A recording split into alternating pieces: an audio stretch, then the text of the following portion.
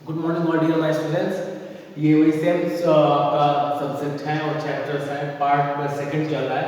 Class 7 subject Hindi second है, chapter first है, part second है। भाषा बोली लिपि है। हमने भाषा और बोली गणित पढ़ लिया, अब लिपि और एक व्याकरण बचा हुआ है। तो पहली चीज बेटा हम ये जान लें स्क्रिप्ट क्या होती है, लिपि क्या होती है, आप ये जान लीजिए। अभी हम आपको केवल बोल के माध्यम से समझा रहे हैं, रिटर्न आपको समझाया जाएगा ऐसे। लेकिन क्या है, जब ये जो बोला जा रहा है, जो हम आपको पढ़ कर रहे हैं अपने हिसाब से या कुछ बुक के हेल्प से जो आपको बोल रहे हैं, अगर ये बोली बेटा आपने अगर ध्यान से सुन लिया और जमा लिया, अच्छा रिटर्न वर्क जो चाहिए तो आपके पास बुक है ना, आप अपने पास बुक रखें। मेन एक्सप्लेनेशन होता है, मेन क्या होता है, समझाना होता है। अगर वो चीजें आपको समझ में आ गई, बिल्कुल मेरी बात को आप समझिए, जो मैं बोल रहा हूँ अगर आपको माइंड में अगर आपके आगे फिट बैठ गया तो बेटा there is no necessity of writing here and so as to understand, so as to be understood.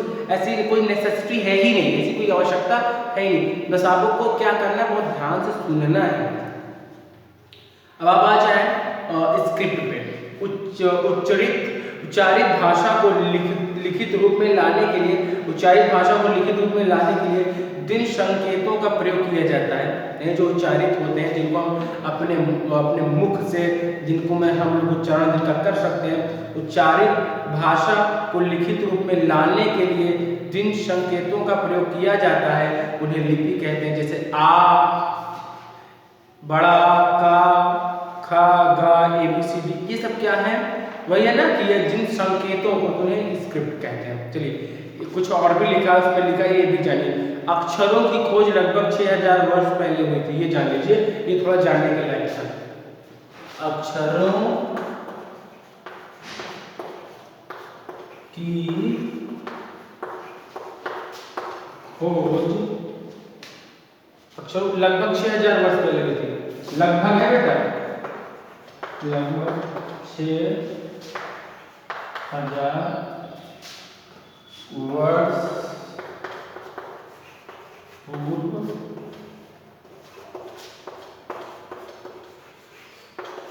हुई थी। तो और दूसरा क्या, वर्णों ध्वनियों को लिखने के लिए निश्चित चिन्हों वाली व्यवस्था लिपि कहलाती है।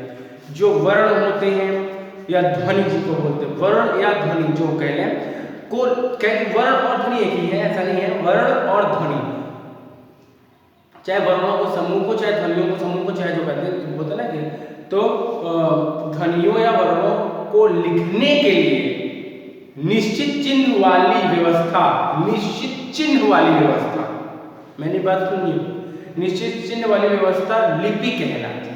चलिए अब देख लेते हैं। अब यहाँ पे थोड़ा समझने की बात आ गई, अब यहाँ पे आपको बताना पड़ेगा। चलिए ठीक है। हिंदी भाषा की लिपि देवनागरी है। हिंदी भाषा है, लिपि क्या है, देवनागरी है। इसका विकास ब्राह्मी लिपि से हुआ है। इसका विकास क्या हुआ, ब्राह्मी लिपि से हुआ है। इसी से गुजराती व बांग्ला भाषाओं की लिपि का विकास हुआ है।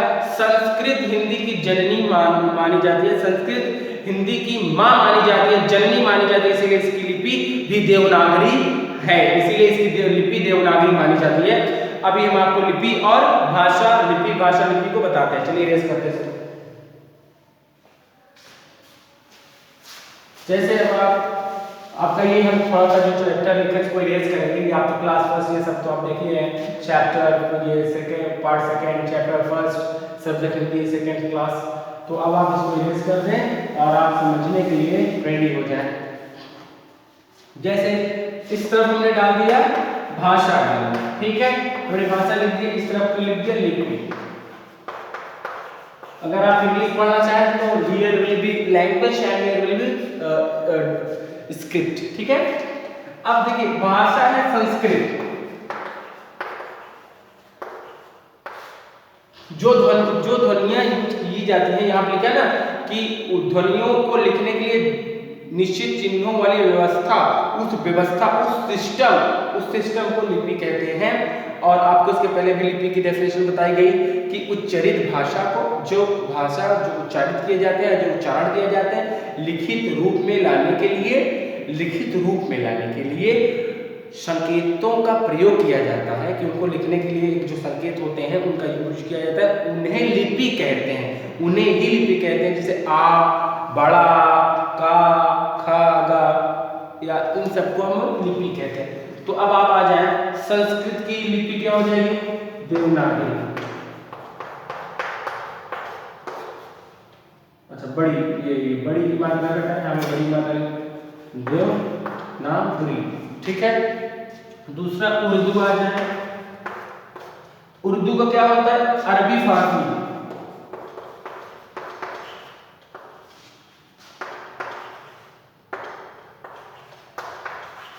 आपने कभी हुआ होगा कि आपने ये बोला होगा, कभी भी कोई बोला होगा ज्यादा फारसी मत झोंको या चाड़ो, ऐसा बोले होंगे। ऐसा नहीं कि आपने ये वर्ड बोला नहीं होगा, अगर नहीं भी बोला होगा तो सुना होगा, ज्यादा फारसी में दिखाओ। तो ये क्या चीज जानते हो?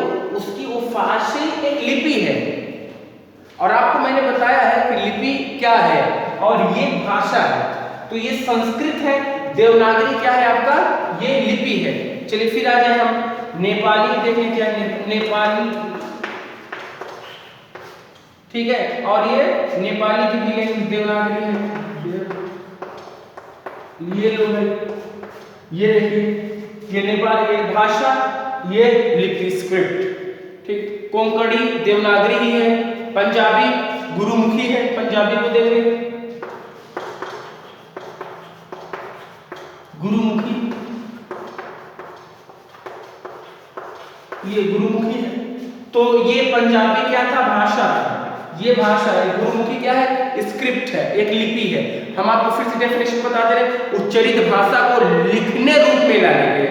उच्चरित भाषा जो हम बोलते हैं, जो अपने मुख से हम बोलते हैं, उसको लिखित रूप में लाने के लिए जिन संकेतों का यूज किया जाता है उन्हें लिपि कहते हैं। और इन संकेत क्या हो सकते हैं? छोटा, बड़ा, का, खा, गा, घा, या ABCD। इंग्लिश में होगा तो ABCD ले लीजिए, इसमें हिंदी में ले लीजिए, ये ले लीजिए। तो ये पंजाबी हो या नेपाली हो या उर्दू हो या संस्कृत हो या भाषा हो या कुछ भी हो, इन सब का जो स्क्रिप्ट है, संस्कृत की स्क्रिप्ट है देवनागरी, उर्दू की स्क्रिप्ट है अरबी या फारसी, और नेपाली की जो स्क्रिप्ट है वो देवनागरी, पंजाबी की गुरुमुखी। तो आपको अब तक समझ में आ गया होगा।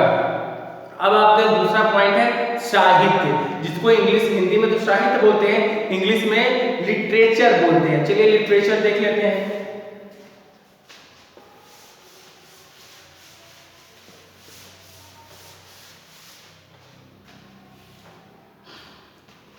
तो किसी भी भाषा में लिखित ज्ञान संचित भंडार साहित्य, किसी भी भाषा में, किसी भी भाषा में, भाषा मैटर नहीं करता है, उर्दू, अरबी, फारसी, आप लिपि को मैं ले लिया ना, अरबी फारसी है तो आपकी स्क्रिप्ट है। कोई भी भाषा आपने लीजिए, संस्कृत, उर्दू, नेपाली, कोंकणी, पंजाबी, मराठी, अंग्रेजी, हिंदी, किसी भी भाषा का लिखित ज्ञान संचित भंडार साहित्य कहलाता है। उसका जो संचित भंडार हो और लिखित हो, उसका ज्ञान क्या कहलाता है? साहित्य। और साहित्य में किसी देश तथा जाति, साहित्य में किसी देश तथा जाति के विचार लिखित रूप में संचित होते हैं। किसी देश या किसी जाति, किसी भी संचित होते हैं। साहित्य दो प्रकार का होता है, गद्य या पद्य।